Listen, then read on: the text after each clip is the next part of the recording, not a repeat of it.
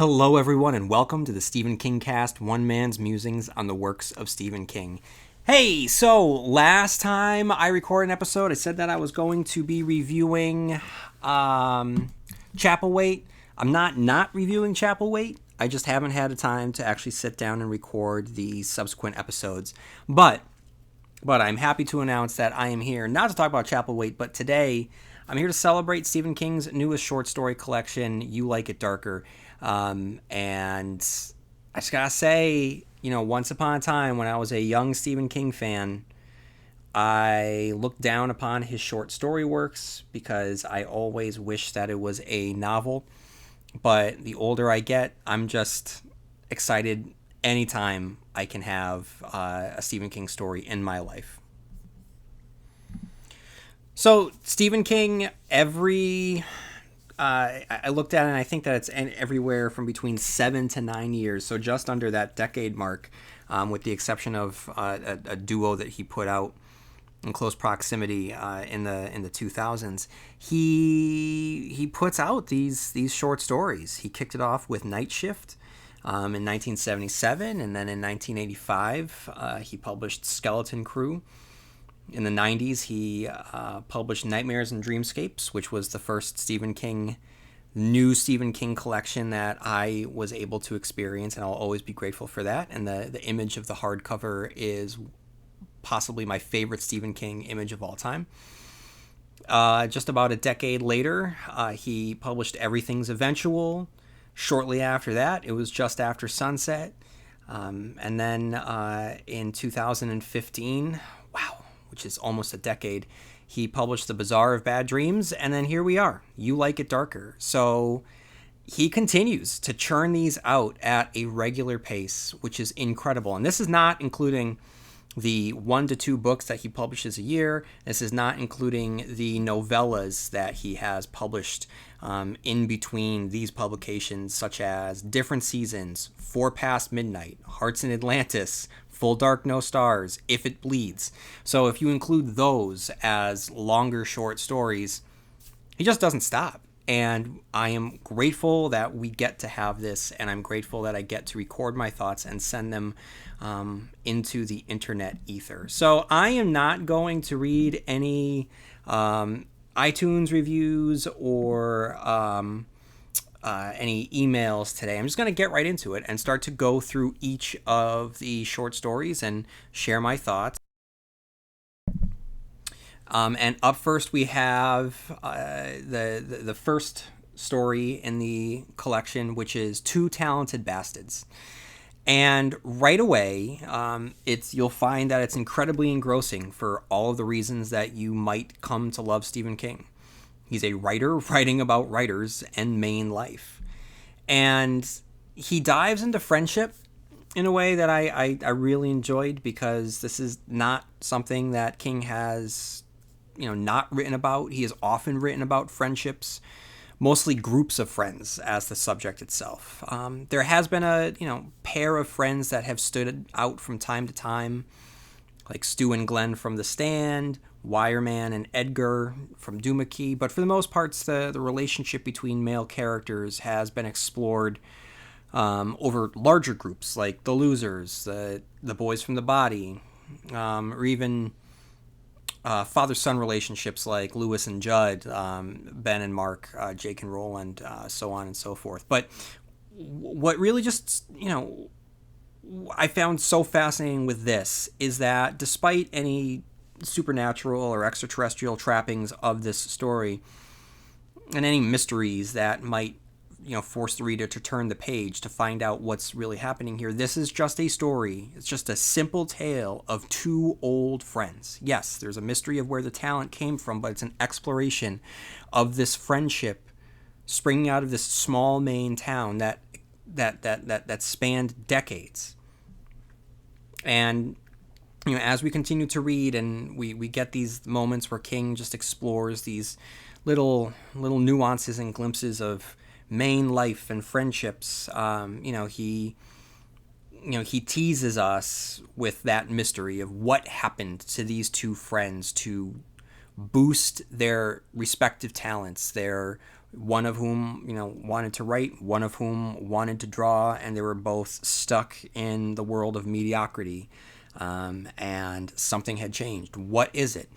In order to really explore that difference, King has to show us a before and after, which he gives us. So he writes, thinking of Ruth's final question, also of my mother's distress call in 1978, I found the banker's box containing those old notebooks I dug out of the one that I wanted and read some of it sitting cross-legged beneath a naked light bulb. A storm was coming. Jason scratched out. Jack stood on the porch watching black clouds form in the west. Thunder rolled. Lightning hit everywhere. Scratched out. Smashed the ground like battering rams of fire. The wind began to blow. Scratched out. Howl. Jack was wicked scared, but he couldn't stop looking. Fire before rain, he thought. Fire before rain. There was a picture in those words, and there was narration, but it was hackneyed at best. On that page and the ones that followed, I could see Pop straining to say what he saw, as if he knew what he was doing wasn't very good, and he kept trying to make it better. It was painful because it wanted to be good, and wasn't. I went downstairs and I got a copy of The Lightning Storm from the shelf of proofs in Pop's office. I turned to the first page and read this. A storm was on its way. Jack Elway stood on the porch, hands in his pockets, watching as black clouds rose in the west like smoke, blotting out the stars as they came. Thunder muttered. Lightning lit the clouds, making them look like brains, or so he thought. The wind began to pick up. Fire before rain, the boy thought. Fire before rain. The idea terrified him, but he couldn't stop looking.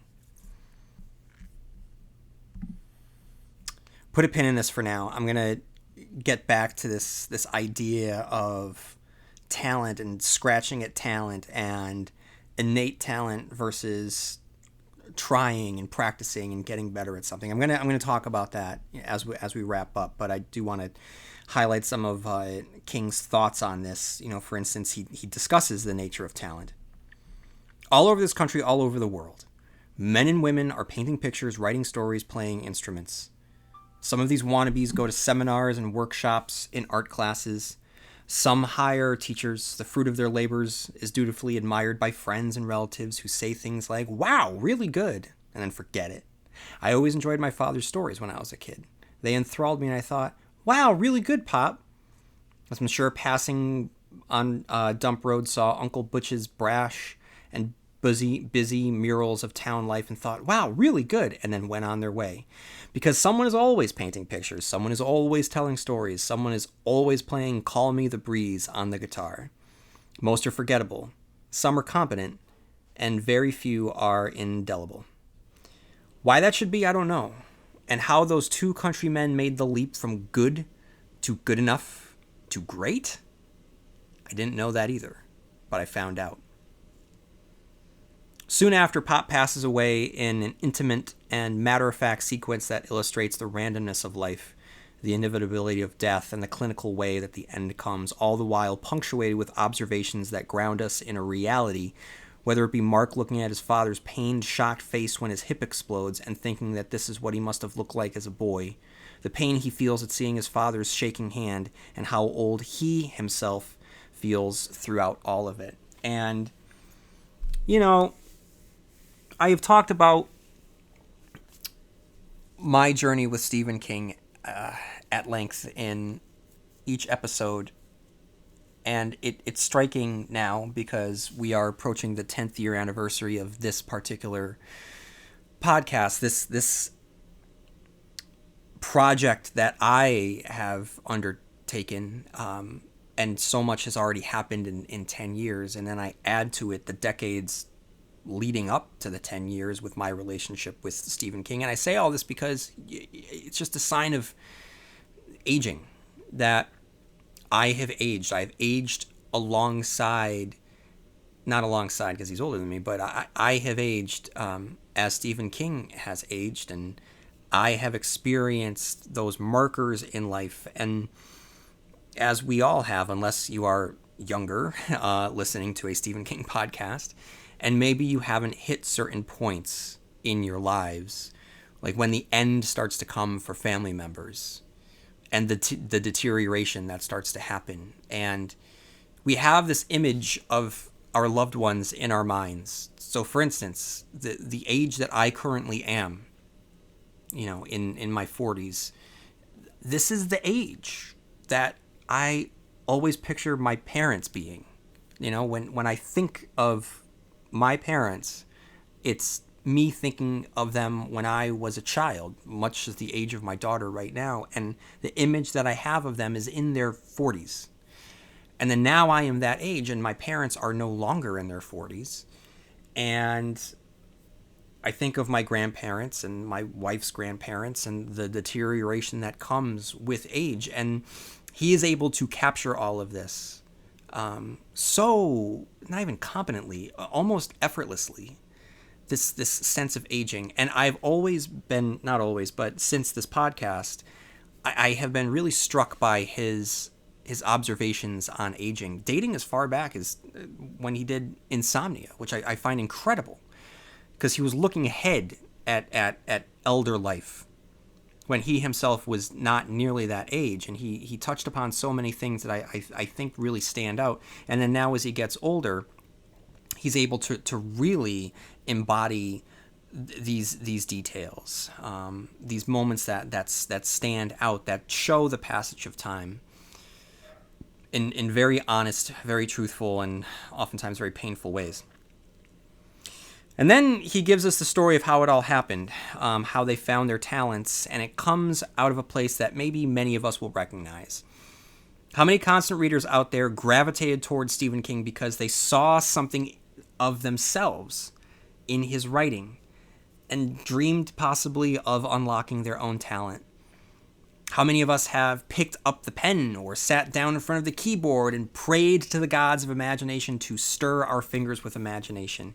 How many childhood dreams withered and died in adulthood and middle age? So I've been fortunate enough to have a handful of short stories published over the years, nothing to write home about. But when I was a kid, my imagination ran wild, and I tried to corral it. I tried to take the reins, and I tried, half-heartedly throughout the years to do something with it. But I know that I'm not the only one, and I know that there are many people out there and many people who have written into the podcast who feel similarly. So I think that when we gravitate towards stories, when we have favorite authors, when we love comic books or movies or what have you, there's a part of ourselves that wants to explore our own worlds and maybe have others share in our own worlds and experience the lives and the loves and the tragedies of characters that we create, much in the way that Stephen King does. And for some of us, it happens. And for some, many more, I would say, it doesn't. And I'm fascinated that this is the subject of this particular short story. King is often written of the talented writer, someone almost supernaturally gifted, George Denbrough. He told stories as a child. He grew up to be basically Stephen King. Tad Beaumont, Mike Noonan, on and on the list of authors and their abilities go, but rarely has he given us the glimpse of what might have been.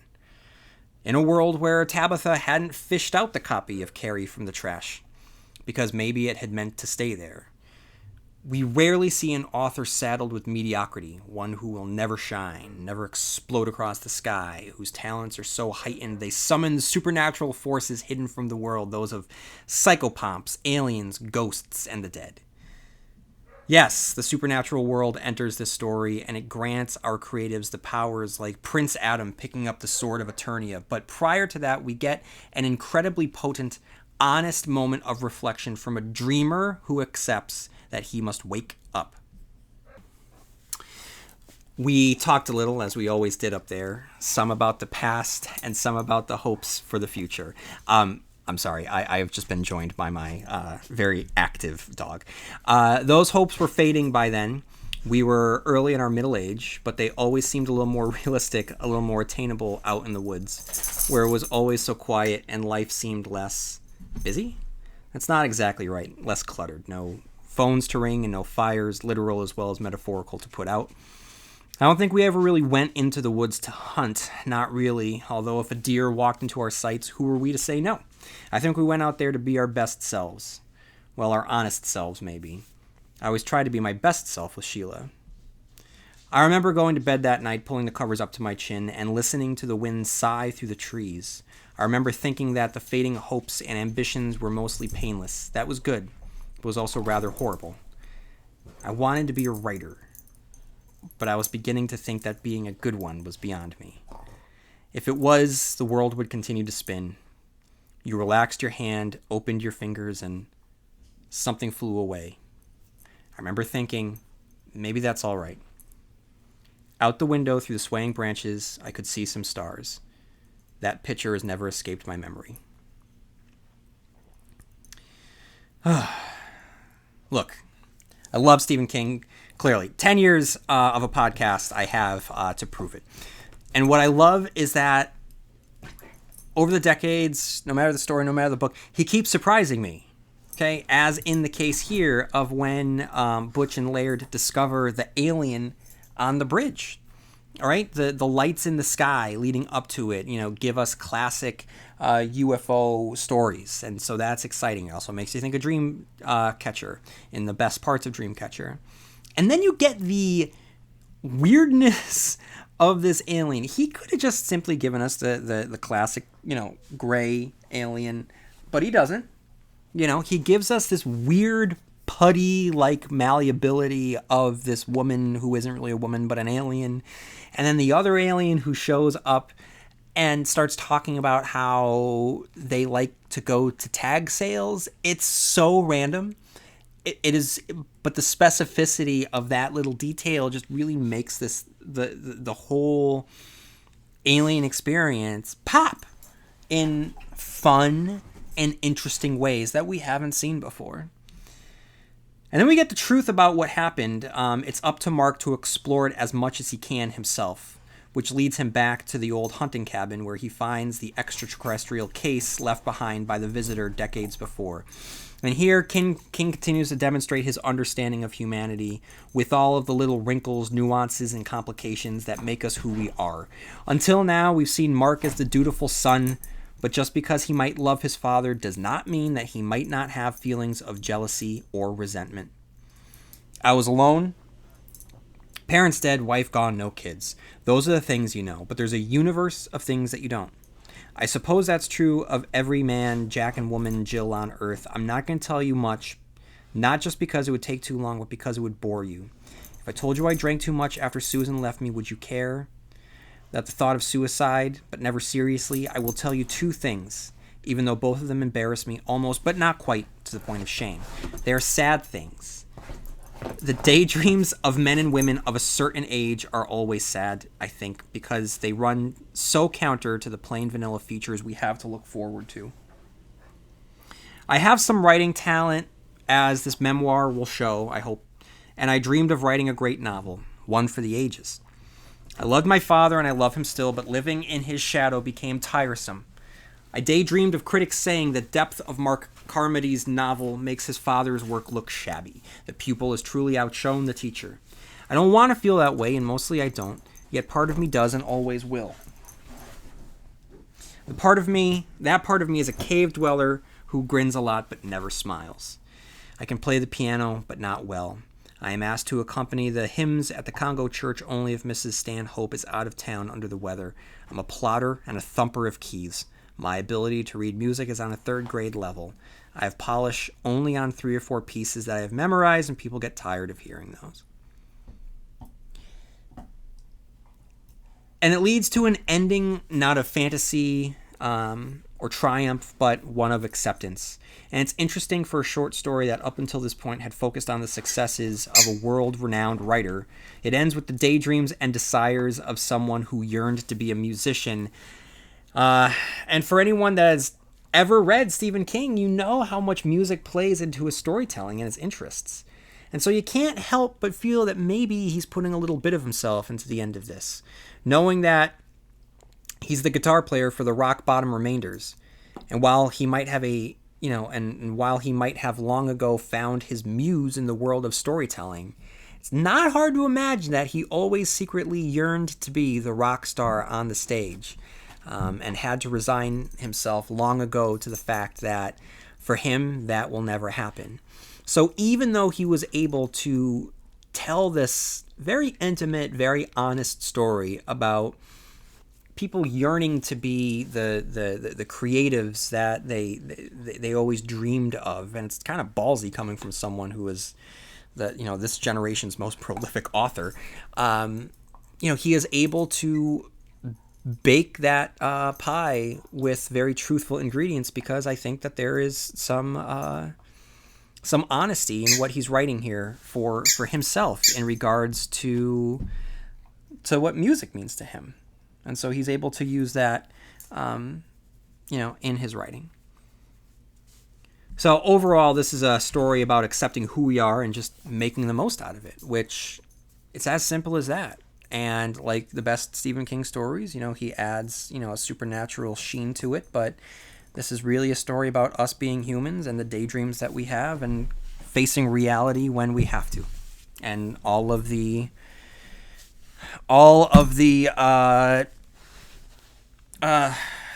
trappings and freedoms that come with it. Because listen, in my 20s, I accepted that it wasn't going to happen for me, that I didn't have the skill and I didn't have the drive. But there was a career that I was building that I was good at, and I did find satisfaction in. And though the dreams of me being a writer, I let die, because I understood that I didn't need it. Though, the child in me, is sad, because I wanted to, put my thoughts and my characters and my imagination out to the larger world. And yes, there are times when I will see a book, I will see a movie, and it will be reflective of a concept or an idea that I had started to sketch out years before, and think that the stories in my head and the characters that I had brought to life in my mind, that they withered and died on the vine. And I feel bad, not for me, but for my characters. There's a character in particular that I think of. And I was just walking through the bookstore the other day, and I saw a book that was very similar to a book that I wanted to write in my head, in a character. And I found myself apologizing to that character that I never let get into the world. But like I said, years before, I had realized that I could spend the rest of my life struggling to be a crappy writer, or I could spend the rest of my life being really good at this other profession. And I turned out being really good at this other profession, and I was able to build a life out of it. So though I had to resign myself to the fact that I wasn't going to be that the childhood dream wasn't going to come true, a real world dream came true, and it gave me everything in my life. And I'm super grateful and proud of it. Including this dog, this crazy furry co-host that's probably driving you all nuts right now, and I apologize. But no, I found this particular opening salvo to this short story collection incredibly fascinating. Okay, so we have some Stephen Kingisms. Obviously, we have the writer. Stephen King has often written of writers, and he continues to do so here. We have a pie eating contest. A pie eating contest is mentioned, which should invoke another story, again, about a writer, the body. Politics. Stephen King weaves in real life politics into his books, especially over the last decade or so. However, this time he presents the perspective of Republican-leaning characters, which I found to be refreshing. And I'm a liberal, so I can only imagine that any more conservative reader of his text might have enjoyed seeing Republican-leaning characters being presented as normal human beings. Artists and writer magic. He has discussed throughout the years, like I said, different writers, but he has been able to collaborate with artists, whether it's Michael Whalen or Bernie Wrightson. There have been numerous artists to bring his stories to life. So to build this story off of the deep lifelong friendship of a writer and an artist, I think is meaningful to him, and it's meaningful to read about. And then we have Hunters in the Woods Encountering Aliens. That is a Stephen Kingism that we have seen before in a little book called Dreamcatcher. All right, we have some Easter eggs. Up first, we have Castle Rock. We have Castle Rock being a setting. We have Derry being a setting as well. And Dark Score Lake is also mentioned. Not only is Dark Score Lake, but the most famous character to live on Dark Score Lake, Mike Noonan from Bag of Bones, also a writer. We have the Suicide Stairs within Castle Rock that was created by Stephen King and Richard Chismar in the Gwendy trilogy. Deadlights gets mentioned, as does TR-90, the unincorporated township seen in Cell, Under the Dome, and others. So a number of Easter eggs to kick off this book. All right. Then he followed up with a short story called The Fifth Step. So this one is a succinct, mean little twist ending of a story. It focuses on the point of view character, a retired sanitation worker, Harold Jameson, who happens to sit down on the wrong bench in the park on the wrong day, on the last day of his life. At first, you think that you're reading his story, but by the end, which comes quick enough, you learn that you're reading the story of his visitor, the recovering alcoholic named Jack, who is on his fifth step of AA.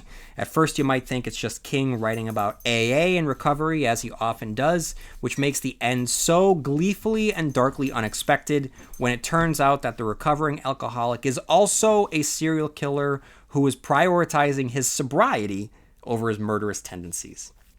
Really, it's just another Stephen King exploration on addiction. And the effect that addiction has, but it's dark and darkly comic that we have this character who would focus more on remaining sober than on killing people. And one of the Kingisms that we have here is just alcoholism and addiction, which we have seen before. Then we have Willie the Weirdo. Again, much like Fifth Step, this one is quick, to the point. It's a little horror story, very reminiscent of Skeleton Crew's short story Grandma. Spoiler alert for Grandma. That story concludes with the evil grandmother possessing the grandson, so this is very much the gender-swapped version of that story. Though as the story rolls along, even before the end comes, you might not necessarily think of Grandma. You just might wonder if it's a little yarn about two generational weirdos both drawn to dark things. The stories that the grandfather tells are of older days, of Gettysburg and Egypt, so you might think he's just a loopy old man telling tales. Tales wildly inappropriate for a grandson to hear, but tall tales nevertheless. Until the end, when it's revealed that whatever the grandfather is, he inhabits bodies, and the tales he is told are most likely first-hand memories. So I don't really have many thoughts on Willie the Weirdo. It's just a good story with a good, clean twist ending. But then we have Danny Coughlin's Bad Dream. Okay. Now, there are times when King dives into a concept that results with us immediately comparing that concept against previously written works. So what I mean by that is, take From a Buick 8. When From a Buick 8 came out, it's hard not to immediately compare this story of an evil car against his more famous story of an evil car, Christine. When he writes a story about an organization that oversees the development of superpowered children, it's not hard to conjure the stories of Firestarter and elements of the Dark Tower. So here, when you begin to read the story of Danny Coughlin and his psychic abilities, and more specifically, how those psychic abilities play out within the constraints of our real world, it is difficult not to immediately think of the Dead Zone, where Johnny Smith had to wrestle with what to do when he had visions of the future, and how preventing those visions would have significant ramifications because he's living in very much the real world, just one where he has superpowers. Similarly, this plays out the same way. It's starring not a school teacher, but a school custodian, and not visions of the future, not yet anyway, but clairvoyant dreams. And it raises the question of not of what would you do if you could see the future, but what would you do if you had information that needed to be told, even if that information would implicate yourself in someone else's death, even if you were doing the right thing by conveying that information in the first place. And one thing that really struck me as I read it was that I found it very upsetting as it went along. When Danny made the phone call, you knew it wasn't going to turn out okay. But to watch the events unfold within the reality that they do, it's for me, it was hard to read. Spoiler alert for The Outsider, everyone. If you haven't read it or watched the show, it's very similar that an innocent man is ground up under the wheels of justice and investigation, and everyone is trying to do the right thing, but everyone's lives are ruined because of it. It really is upsetting to watch his life ripped apart and ground under the investigation the way that it is, all the while proving himself to be a good man. He's working with the police. He's surrendering his phone. He's being honest. He's standing up for his teenage employee, and he genuinely cares about his school. To see his name, his life vilified, see him blackballed and shunned, it really is hard to read, which again is a testament to the power of Stephen King's abilities to make you care for characters. And it's so frustrating because the lead investigator is so determined to prove that he did it, he begins breaking the law to do so, using his power to put the system against him, changing Danny's reality. He has OCD, which results in an obsessive number counting habit, which starts to impede his work and mental regulation. Of course, it was only a matter of time for one of those numbers to be 19. And it's the lack of control around the numbers that finally cements Inspector Davis's growing fear that Jalpert has begun to take things too far when she hears a voice recording of the anonymous tip blurt out a number. Spoiler again for The Outsider, but as the story continued to grow, I couldn't help but think about The Outsider and how it also had that innocent man who, despite his innocence, was pursued by a pit bull of a detective whose abuse of power leads to the brother of the victim showing up and unexpectedly shooting the main character. Now, there are differences to be sure. Ralph Anderson is not as unhinged or as immoral as Jalpert, and the decision to publicly arrest Terry is tame compared to planting of drugs, tipping the press, stalking him in grocery stores the way that Jalpert does with Danny. But the template is there, so much so that I was disappointed with the reveal of the brother with a gun. But thankfully, Danny doesn't die, and it looks like we're going to have a happy ending. And when I first expected the conclusion to work towards the place of forgiveness... Hold on, let me explain that a little bit. There's a moment there after he was shot, and there's the happy ending in the hospital where Inspector Davis informs him that they caught the killer and he's been exonerated, and a good guy, and good guys won even though he was shot. I had this thought that King would buck the pessimism and tragedy of The Outsider and go against all of our expectations with the hatred that we might have of Jalpert and have Danny reach out to him and forgive him. But nope, that's not what King does. Instead, King gives us Danny's second dream, which is a premonition of the horror yet to come from a vengeful, psychotic Jalpert. The forgiveness for Jalpert does not come, but Davis has a come to Jesus awakening in her belief of Coughlin, and it's enough to save a hospital's worth of victims. All in all, this was a really engrossing short story that really explored that concept of if you had a supernatural power and you exist in this reality, this real world reality, what would you do with it? Because there are structures that are going to work against you, because the structures are built to reflect the reality in which I find ourselves, and that does not include powers of supernaturalism. So it's always interesting when that little X factor, that variable is placed in these stories, and King explores it. And this is a wonderful way in which he explored it. And I'm very grateful that Danny survived, and that Jalpert is done away with. So we have some Easter eggs. We have Inside View, which is appropriate because Inside View first marked the pages of the Dead Zone. And we have Stephen Kingisms. Nightmares in the corn. When the story starts, it begins with Danny having a nightmare as he's surrounded by corn. That is something that readers of The Stand will be very familiar with. And psychics. King has often written of psychics, again, none more famously than John Smith from The Dead Zone. And then we have the short story Finn, which of the stories in this collection so far, this was the first that just didn't really land for me. What it had going for it was that it was a breezy, short, fun little romp with a main character who was fully aware of his almost supernatural power to have bad luck happen to him. And there's a joy in that.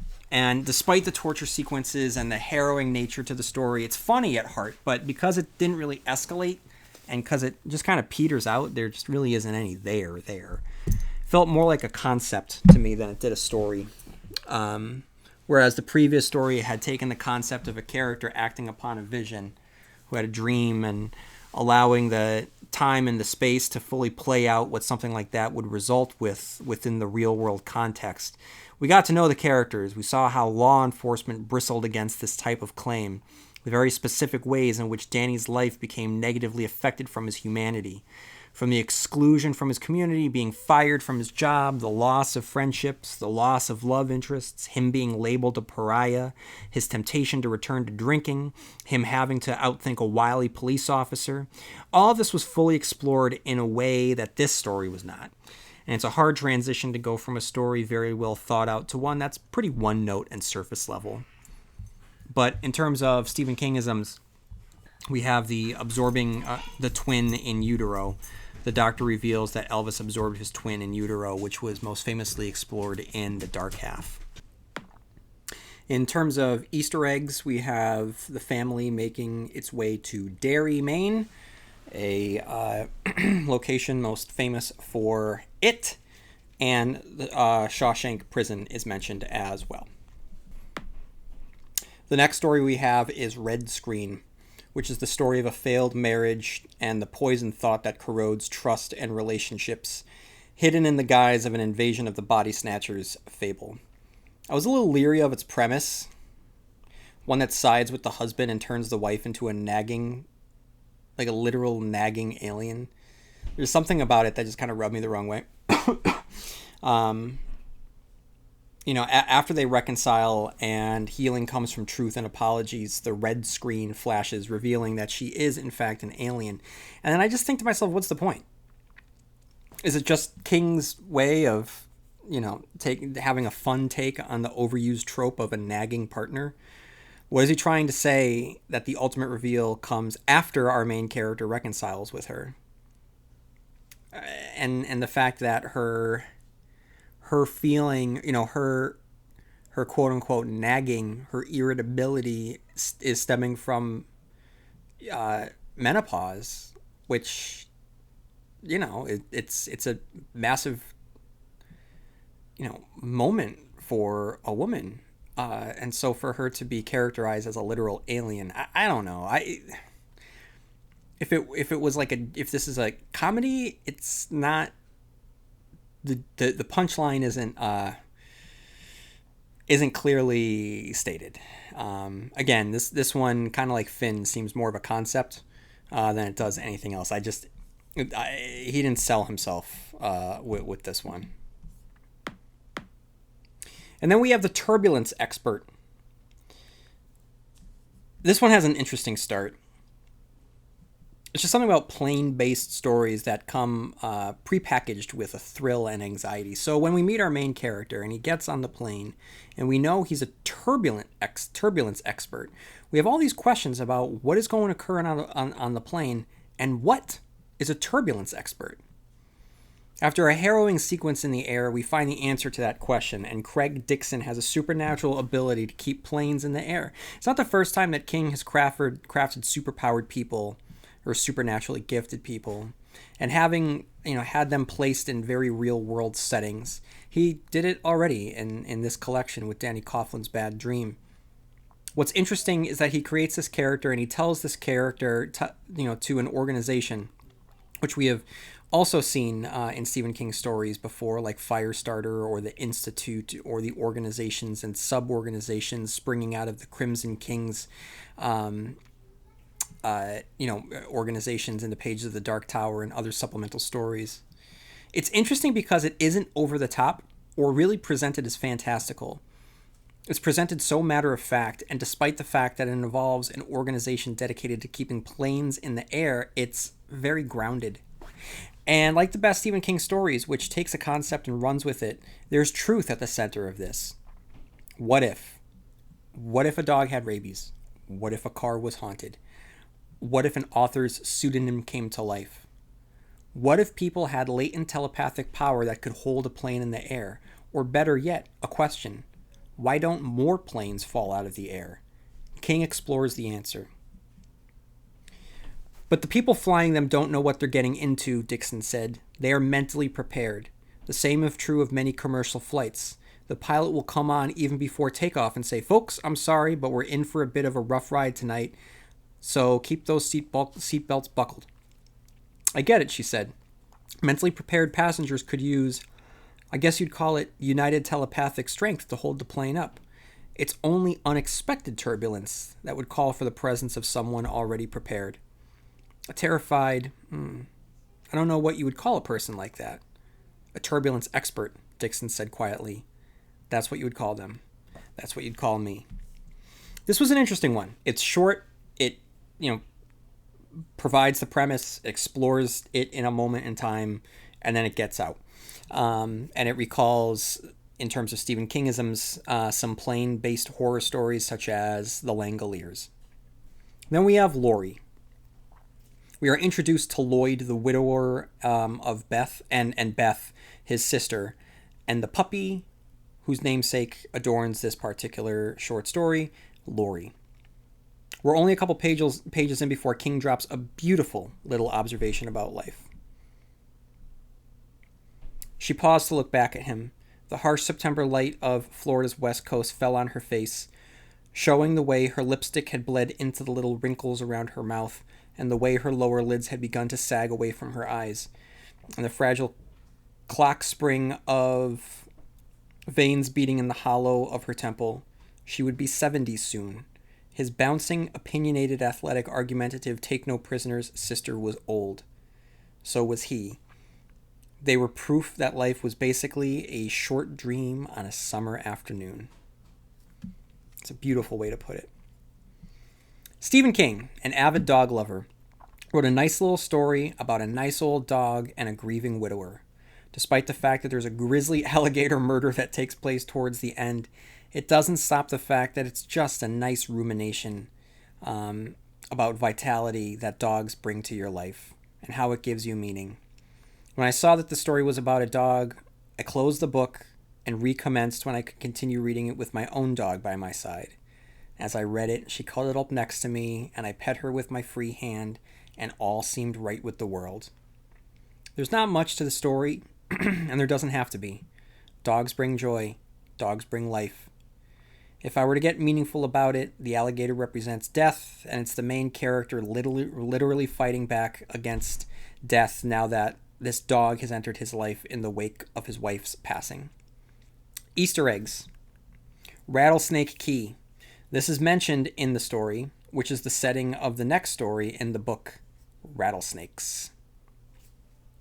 Rattlesnakes. Here it is, everybody. The long-rumored and anticipated sequel to Cujo. Heading into it, I wondered what a sequel to Cujo would entail. Here's a fun fact. Back in 2015, I think it was 2015, 2016, my wife and I went on the Stephen King tour in Bangor. And the tour guide, Stu, had mentioned that he had heard that Stephen King was working on a sequel to Cujo. So years later, here we are. And I had predicted that it was going to be less of a literal sequel, as much as it would be like a thematic sequel. But after reading one page, I realized I was wrong, as our narrator is Vic Trenton himself, the husband of Donna and father to Tad. Now, this is an interesting character to pick up on. He was a character who, by the very nature of the original book, was sidelined. He was sidelined in his own marriage, so it made sense that most of his storyline revolved around an inessential serial subplot. It's a nice juxtaposition. It's not a knock, As she's fighting for her life and the life of her child in the most primal sense, he's fighting a media catastrophe for a cereal company. It's meaningless. And in the wake of Cujo, being able to pick up with him decades removed from that tragic day in Castle Rock is a thrilling and intriguing concept. Side note, I've always hoped that we would get a sequel to Pet Sematary, and seeing Ellie return to Ludlow years later as an adult with children of her own to face her childhood traumas. I think that exploring characters later on in their lives, much in the way that he does here with Vic, much as he did with Danny from Dr. Sleep and Jack from Black House, it allows for interesting explorations of these characters, and again, that concept of the passage of time and what the world does to all of us. Anyway, back to Rattlesnake. We catch up with Vic, who we learn is vacationing in Florida in the house of an old work buddy following the death of Donna, star of Cujo. King naturally brings us up to speed, organically invoking the events of the novel and its tragedies with the introduction of a grieving mother whose children had died by snakebite years prior. What should be noted is the proximity of Rattlesnake to Lori, which functions as a twinner to the sequel to Cujo. Both involve recent widowers in Florida.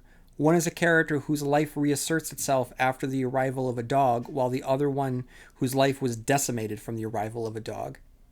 As Vic gets acclimated to his summer house, he struggles to get comfortable in the night, and the darkness conjures ghosts, much in the way that the closet in Danny's bedroom from Cujo had conjured the boogeyman.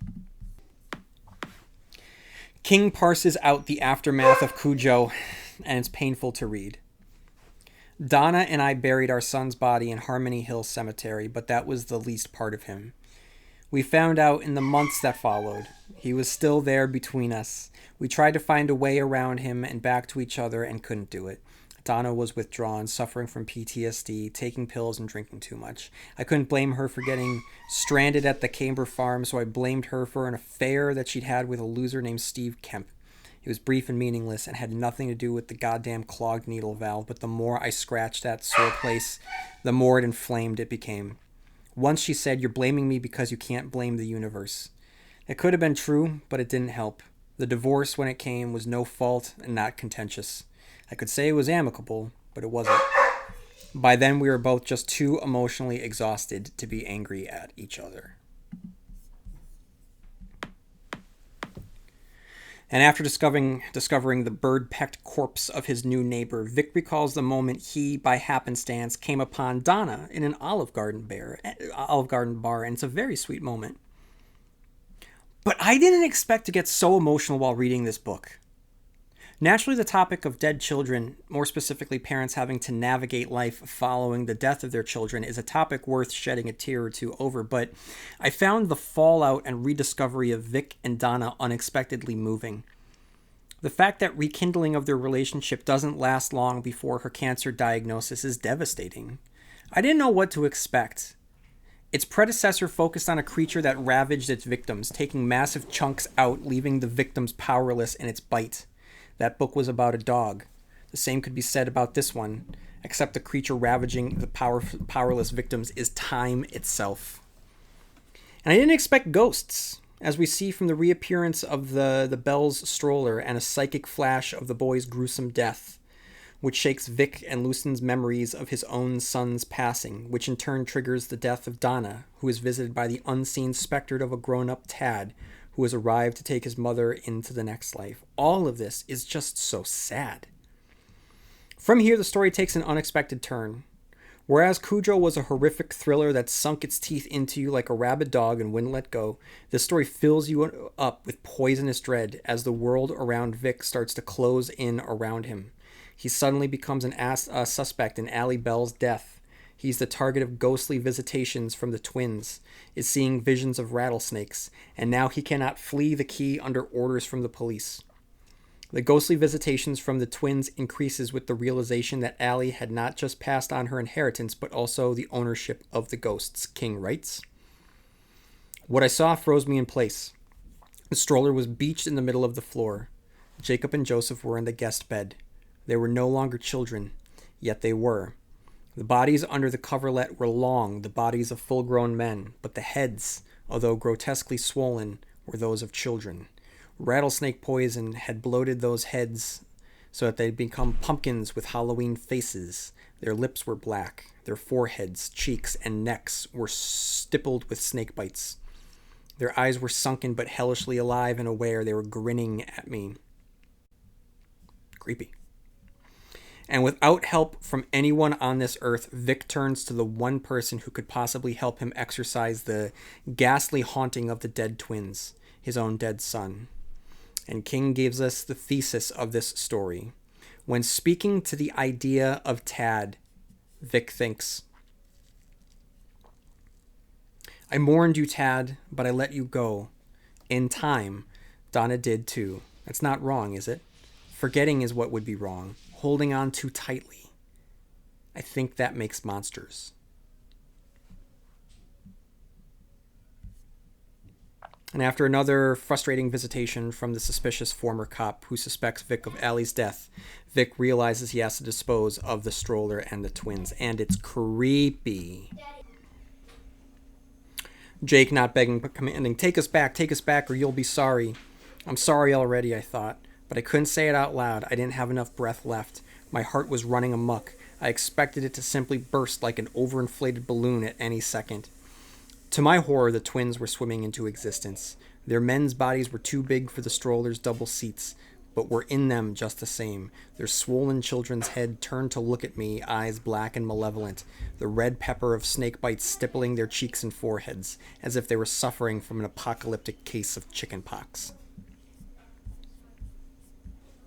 This was an unexpected story. There were surprises and twists and cameos and references that I had expected, on top of the ones that I had not expected, but ultimately it came down to the idea of parents having to grapple with the truest horror that could possibly exist, the loss of a child, and the different forms the ghosts of this concept may take. There's Vic, who is in pain, yet in a healthy fashion, who is able to see his son eventually as a full-grown ghost, unburdened by the horrors of death, juxtaposed by the gruesome visage of the twins, stuck in a purgatorial state between children and grown men, destined to haunt the grieving receptacles to keep them alive. These ghosts represent the parents who can't let go, who can't accept it, who King expresses that it goes far past the point of health until the ghosts of their loss consume them. When King writes a sequel, he always does something interesting, and I don't think he gets enough credit for that. Black House is nothing like The Talisman. Dr. Sleep is nothing like The Shining. Each installment of the Dark Tower series is different than the last. And here, we don't get the ratcheting of the life or death tension of Cujo. We get a gothic haunting of old ghosts with cameos not so much from Castle Rock band of characters, but from the Floridian saga that he has crafted over the last 20 years, including ones from his most recent collection. So we have some Easter eggs, everybody.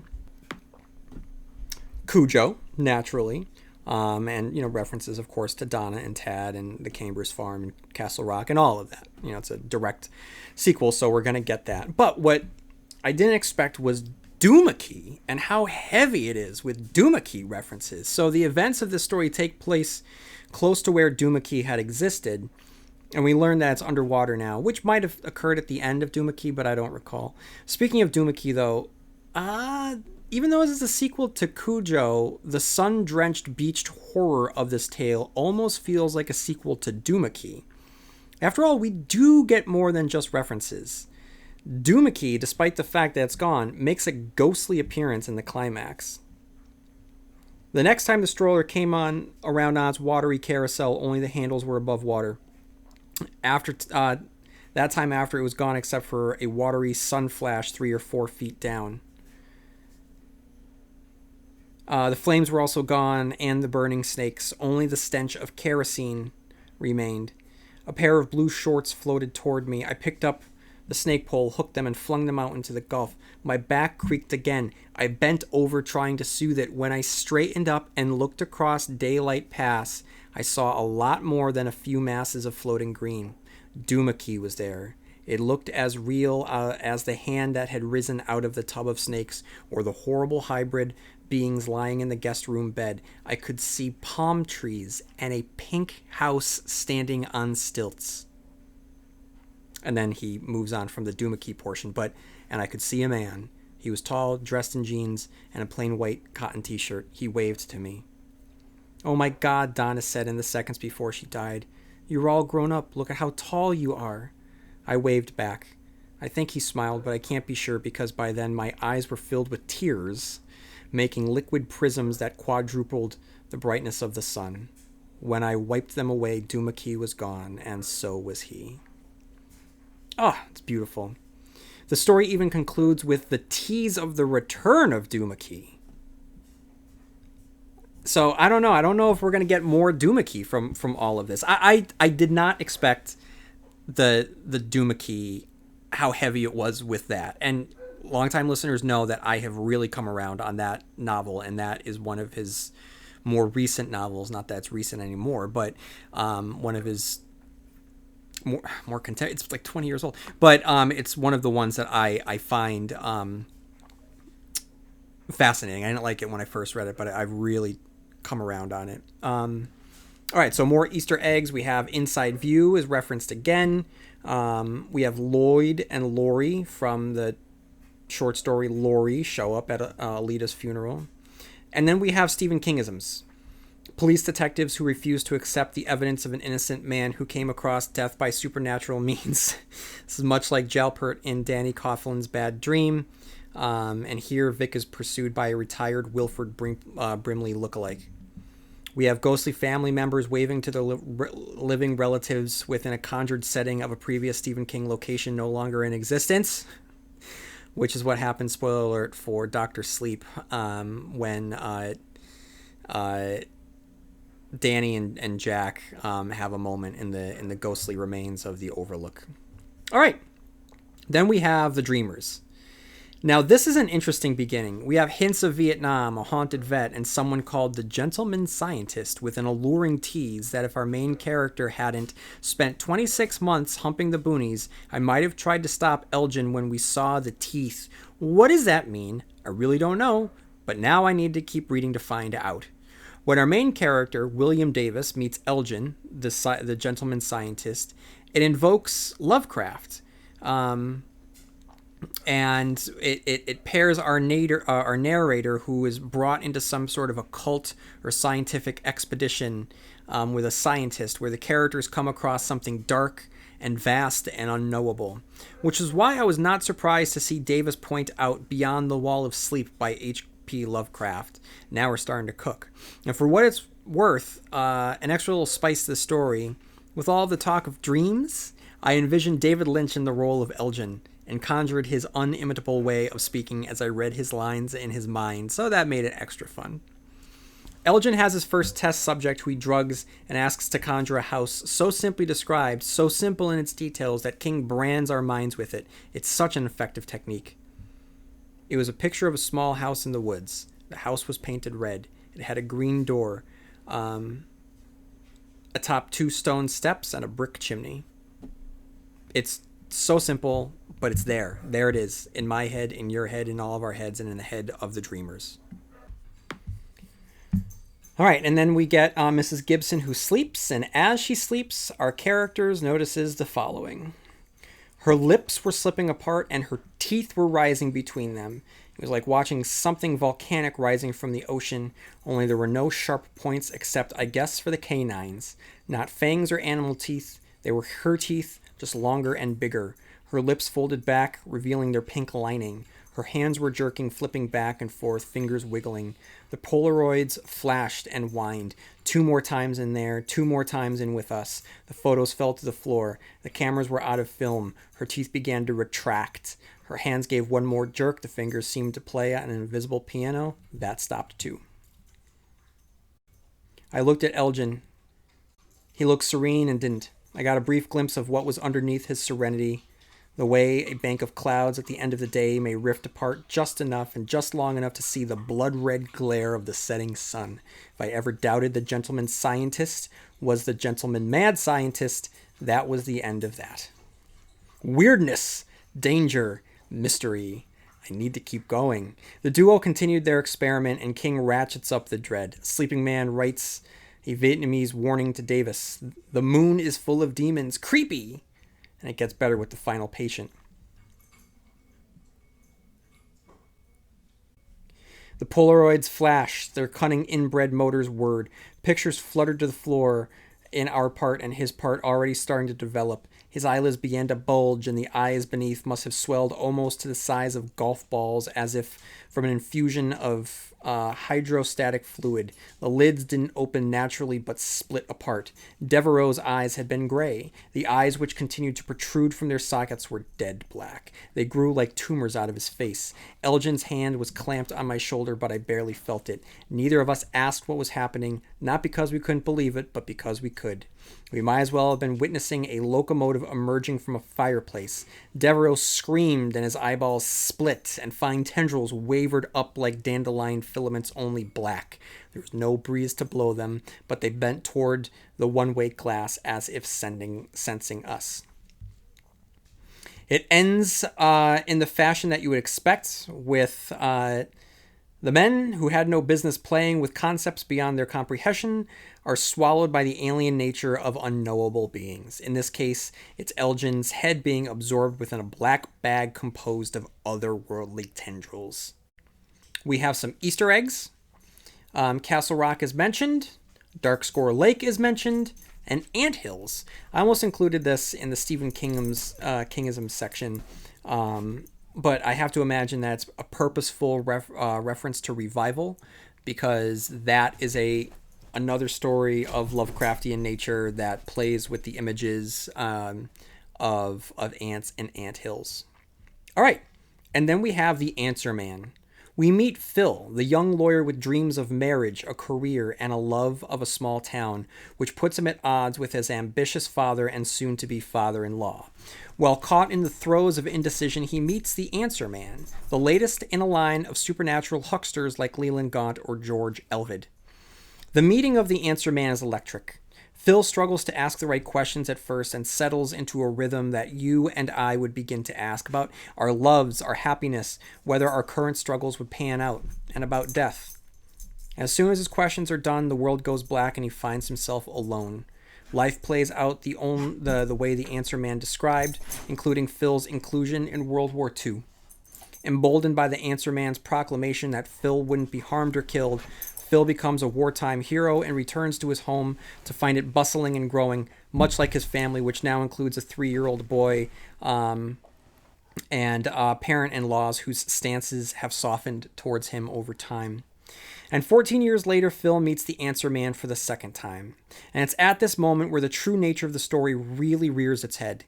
Despite the supernatural inclusion of this ageless clairvoyant and the wartime scene, this is very much an Our Town-styled slice of life, which, come to think of it, has a main character, the narrator, who is basically the Answer Man for the audience as they watch the events of Grover's Corners play out in its simple, everyday beauty and tragedy. Which, now that I say it, is exactly what happens here. Yeah, King has lulled us, much like the Answer Man lulling Phil, into a false sense of invincibility. After all, he saved his men in the war without a scratch, became the figurehead of his town, grew into the possible contender for U.S. Senate, and the father to an adoring boy. When life is thrumming, when you're young and you're in love and potential fills your blood like you're powered by electricity, you feel invincible, which makes the inevitable crash, whatever it may be, that much harder. It comes for everyone in different forms: an accident, addiction, loss of worth, replaced by a younger version of you or a machine, finance, disease, natural disaster, breakup, or the loss of a child in the landslide that follows. Is there tragedy? Yeah. Sally loses herself to grief and alcohol and ultimately loses her life behind the wheel. Her own father, Phil's father-in-law, dies of his own grief less than a week later. And despite these tragedies, Phil pushes on and is saved when he takes on the case of a burn victim, survivor that came from negligence from a large company, and Phil's true nature comes to the light. He's the same man who stood his ground in a battlefield and does so again in the court of law to stand up for those who can't stand up for themselves. And it truly is inspiring. He comes to propel himself forward with the understanding that no matter how bad you have it, others have it worse. His life continues. He finds purpose. He gets a dog. He retires. He loses his dog. His health deteriorates. And he meets the Answer Man for a third and final time. And here is where the Answer Man stands apart from the other supernatural salesmen that I have referenced earlier. There's a gentleness and a kindness in this final moment. And the answers are free. And the answer to the question that Phil asks him is reassuring not just to Phil, but to all of us. And it reframes everything that had come before. Leading up to this moment, you expect the teeth to come out, the arm to be bitten off, some sort of metaphysical horror that's going to rear itself. Instead, we get the supernatural to ease the man who lived a good life and reassures him that it wasn't for nothing. And all possibilities will continue into the next life, whatever that may be. Afterward. Throughout the reading of this collection of short stories, I honestly found myself really emotional. I was cognizant, as I have been, and I've talked about this already, as you know, because I've stated similar sentiments in each of the reviews for the new Stephen King novels. The experience of reading new words by Stephen King, something that I have had in my life since I was in 5th grade, is not a guarantee the way it had been once upon a time. I'm not the 5th grader that I once was. I have lived myself a full life, and I am past the age that he had been when he first started turning out the stories that I tore through. The constant reader junkie that I've been. How many years left does he have? It's morbid to think about, but it's also within the realm of appropriate questioning after all. Reading these stories, I am no longer the boy that I was. I'm no longer the teen that I was, no longer the young man that I was, no longer the lost youth that I had been. His stories, his words, they've been a constant in my life, and I've watched myself grow juxtaposed with the consistency of his writing throughout the decades. There she is again. So to read a collection of short stories that are full of life and loss and mortality, aging and time, it was a mirror for me into the emotional states that I found myself in as I sat down to read this collection. And King uses the afterword to double down on these feelings. And why so many of my stories are about dark matters, that's another subject. Must I apologize for my material? I think not. Francisco Goya did an etching which showed himself surrounded by fantastical creatures as he dozed, and called it "The sleep of reason produces monsters." I have always thought such sleep and such monsters are a necessary component of sanity. Horror stories are best appreciated by those who are compassionate and empathetic, a paradox but a true one. I believe it's the unimaginative among us, those incapable of appreciating the dark side of make-believe, who have been responsible for most of the world's woes. In stories of supernatural and paranormal, I have tried especially hard to show the real world as it is, and to tell the truth about America I know and love. Some of those truths are ugly, but as the poem says, scars become beauty marks when there is love. And the sense of time is repeated here a page later. The only other one worth mentioning is The Answer Man. My nephew, John Leonard, dug around in my old stuff, a lot of it unfinished and long forgotten. He made a photocopy of one particular 6-page fragment with a note attached, saying it was too good not to finish. I read it, and I thought he was right. Those first pages were written when I was 30. I finished it when I was 75. While working on it, I had the oddest sense of calling into a canyon of time and listening for the echo to come back. Does that even make sense? I don't know. It's just how I felt. So, I soaked up these stories, loved every second of it, even the stories that I didn't like, because this is a gift, and I appreciate this gift that I have. All right, so, we live in a modern world where we love a good rank. So let's rank these stories. For me, the first 4 are almost interchangeable. They're almost tied for 4, but I would say But actually, let me go from 12 to 1.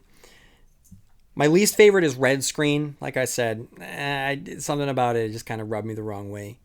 11 was Finn. Thought it was not really much there. 10 was On Side In Road, which, again, there wasn't really much there. 9 was The Fifth Step. In and Out, mean little story, dark premise. Similarly, number 8, Willie the Weirdo. In and Out, dark premise, good ending. Number 7, The Dreamers. Nice, haunting Lovecraftian tale with great imagery told by a Lovecraftian fan. Number 6, Lori. As you have heard all throughout this episode, I do apologize, but, I have a dog who has brought great joy to my life and the life of my daughter. We just watched Inside Out last night. And, there's the conversation of core memories. And I asked her, what makes up her core memories. And one of her core memories will always be me coming home with our little furry co-host. So dogs bring joy, and King, explained how dogs give life in Lori. Number 5 was The Turbulence Expert, which I found to be a fun exploration of a pretty interesting concept. Okay, and then we have the top 4. And I would say, like I said, these 4 are interchangeable in any order. They're all really, really good. They're really good. But I'll say number 4, The Answer Man. This was a great, like I said, Our Town style story told within the Stephen King universe. The Answer Man was a nice, counterpart to the dark versions that we have seen before. George Elvid, Leland Gaunt. This one is, showed kindness and selflessness and eased our main character and validated his life, and in turn validated our own for all of its tragedies and triumphs. Number 3 is Rattlesnakes, which was a very unexpected, moving sequel and eulogy to both Cujo and Doomickey. That, I can't get past that combination. It's crazy, but somehow it works. Seeing Vic in the Floridian horror landscape that we have seen elsewhere in Stephen King stories is just a nice distance from what we would expect it to be. We've already seen the ghost of Cujo in Castle Rock and Needful Things. So it's great to see that this character has lived a life, and he's moved on as much as he can from the events of Cujo. Number 2, Danny Coughlin's Bad Dream. I really liked this one, and like I said, I was really tense throughout the reading of this because I found myself very invested in the life of Danny Coughlin and the injustices that were being wrought upon him. And number 1, the one that kicked it off, Two Talented Bastards. I thought it was a really nice story about friendship and life and talent, or maybe the lack thereof, and what we are gifted with, and accepting what we have. All in all, this was such an enjoyable experience. And I don't know how I would rank the Stephen King short story collections, but I don't remember The Bazaar of Bad Dreams that much, but this one hit me at the right time. I really looked forward to it. I've been looking forward to it for a while. I need Stephen King in my life. I appreciate him while I have him. I hope I have many more Stephen King stories to read. But I just made myself be in the present, in the moment, with each word, each sentence, each story. And I hope that you had a similar experience. If you have any thoughts on any of these stories, anything that Stephen King brought up in these stories, or anything that I brought up in the recording of this episode, please write to stephenkingcast@yahoo.com. I will have some time on my hands, and I would like to get back to my review of Chapelwaite. If you haven't checked out Chapelwaite, it's good. It's worth it.